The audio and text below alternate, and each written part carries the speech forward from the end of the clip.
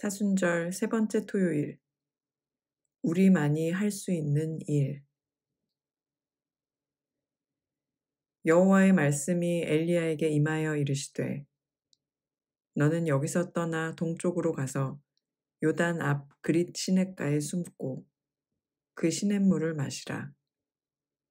내가 까마귀들에게 명령하여 거기서 너를 먹이게 하리라. 열왕기상 17장 2절에서 4절 말씀. 안녕하세요, 여러분. 오늘은 사순절 세 번째 토요일 아침입니다. 우리만이 할 수 있는 일이라는 제목을 가지고 이야기 나누어 보도록 하겠습니다. 여러분이 읽은 열왕기상 17장의 말씀은 저랑은 특별한 인연이 있었던 말씀인데요. 제가 신대원 3학년 때 설교학 시험을 볼 때 저에게 주어진 말씀이었습니다.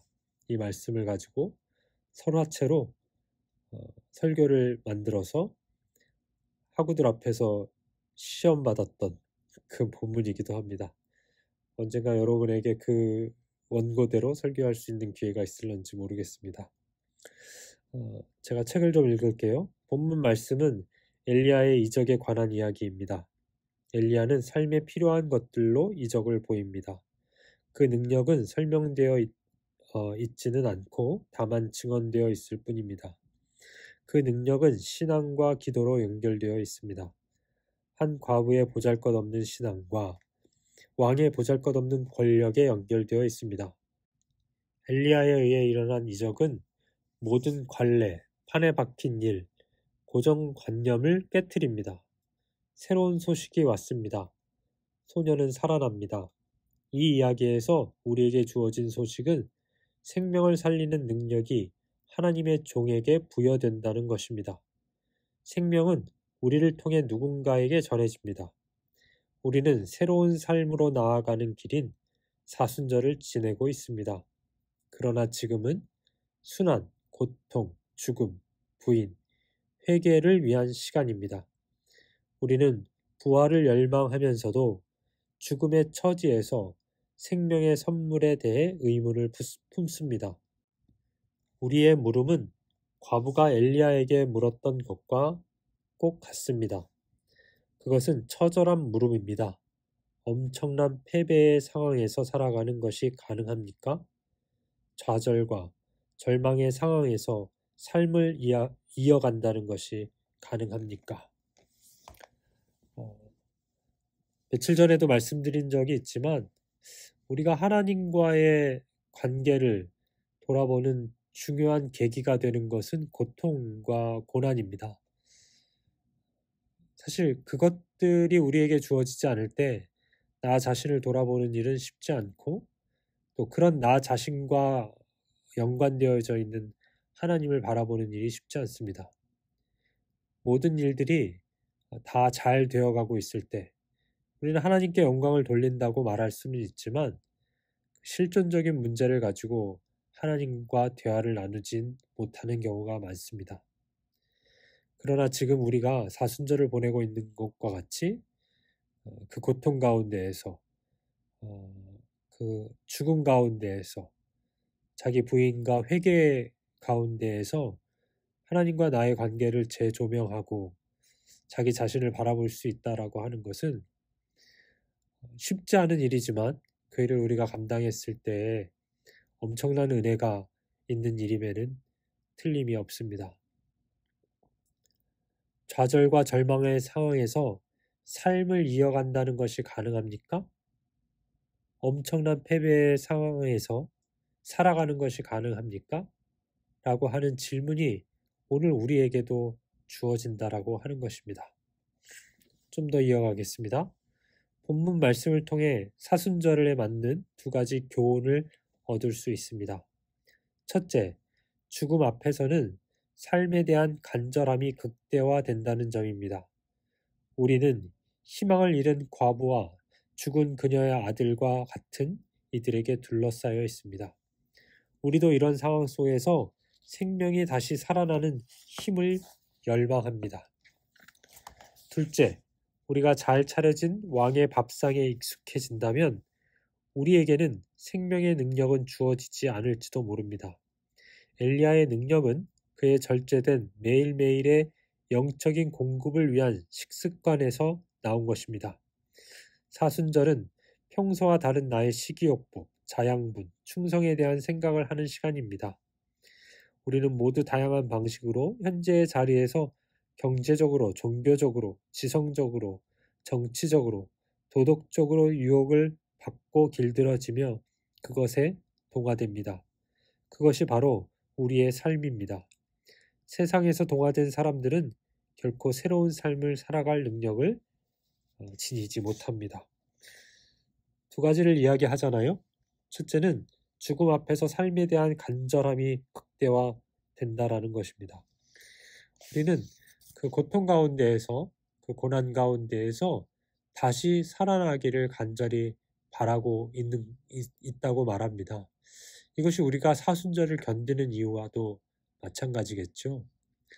마치 주님께서 사흘 동안 무덤 가운데 계셨던 그 시기와 같은 그 부활을 열망하고 갈망하는 그 시기와 같은 간절함이 우리 안에 있어야 한다라는 것을 말하고 있습니다.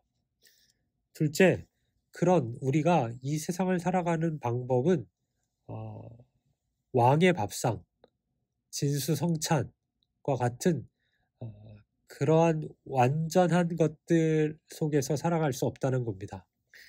제가 말씀을 설교학 때 이야기했던 그 본문이 그것인데요. 엘리야도 죽기를 바랬습니다. 그 많은 능력을 행했던 엘리야가 숨어 도망가야 했고 그리시네가에 누워서 하나님께 죽기를 청하고 하는데 그때 하나님께서 주시는 건 그저 물 한 모금과 떡 몇 조각이 전부였습니다. 그것은 참으로 보잘것없는 것이죠.